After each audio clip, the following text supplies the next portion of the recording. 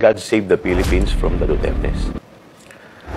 Well, siguro tama siya, no? Kung siya ay may impeach talaga, eventually, siya ay mapatunayan na guilty, talagang nasa taong bayan ng tagumpay. God save the Philippines from the Dutertes. Mga kababayan, eto na naman ako. Hoy, ikaw, Joel Chua, huwag mong gamitin ang taong bayan. Huwag mong sabihin na God save the Philippines from the Dutertes. Diba? Huwag kang magsalita ng ganyan. Hindi mo kami maluloko. Hindi tagumpay ng taong bayan. Ilagay mo yun sa utak mo. Hindi tagumpay ng taong bayan ang impeachment ni Vice President Sara. Tagumpay ito ng mga congressman na may kakutsyabahan dyan para patalsikin siya. Huwag kami. Naku, hindi kami bulag. Hindi rin kami bingi. Alam namin kung ano ang ginagawa nyo kay Vice President Sara. Updated kami ha sa mga hearings ninyo. Alam namin yung mga kagaguhan na ginagawa nyo dyan. Pinagtutulungan nyo siya, sinisiraan nyo siya, at ngayon ginagamit nyo pa ang pangalan ng bayan, ng taong bayan, para bigyang katuwiran ang ginagawa ninyo. Huwag mo kaming gawing tanga. Hindi ito tagumpay ng taong bayan ha. Tagumpay ito ng mga trapo ng mga congressman na nagkukutsabahan dyan, na may mga sariling interes na gustong alisin si Vice President Sara. At huwag mong sabihin ha na para ito sa taong bayan dahil kita namin kung sino ang totoong nagmamalasakit o may malasakit at sino ang gumagawa ng paraan para pabagsakin ang mga leader.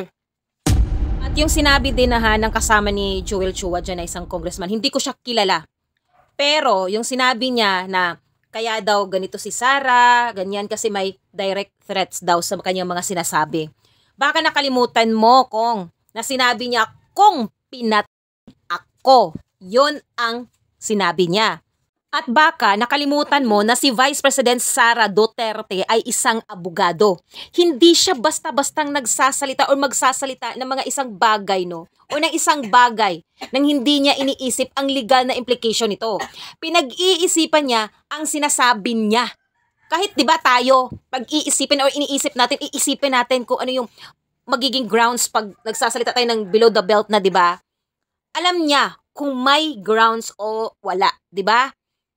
Kung ako ay pinatayin mo si ganito, si ganyan, conditional statement ito, hindi direct threats.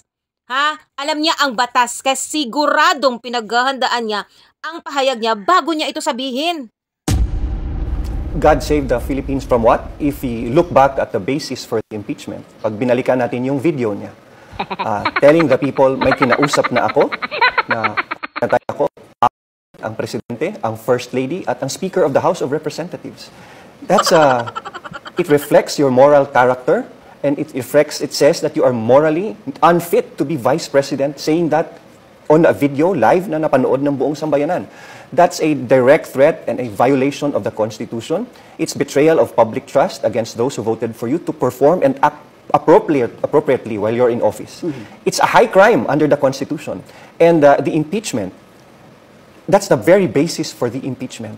And to say that God save the Philippines coming from someone like that, that makes no sense at all. So, walang Pilipinong naniniwala sa sinabi niya. Nakakatawa naman kayo kung parang kayo ang walang naniniwala sa inyo. Kayo ang patuloy na ginagapang ang impeachment. Kayo ang panay ang pagsira sa pangalan ni Vice President. Pero sa totoo lang, bakit hanggang ngayon, yun ang tanong bakit hanggang ngayon takot na takot pa rin kayo sa kanya? Kung totoo ang sinasabi nyo na wala nang naniniwala kay Vice President Sara, bakit hindi nyo siya basta talikuran? Bakit kailangan nyo pang ipilit na siraan siya? Kasi alam nyo, ang totoo, marami pa rin ang naniniwala at sumusuporta sa kay Vice President Sara Duterte. Mas kayo pa ang hindi namin paniniwalaan. Hindi paniniwalaan ng taong bayan. Kaya huwag kayong maging malinis. Huwag kayong magmalinis at magdikta kung sino ang dapat naming paniwalaan.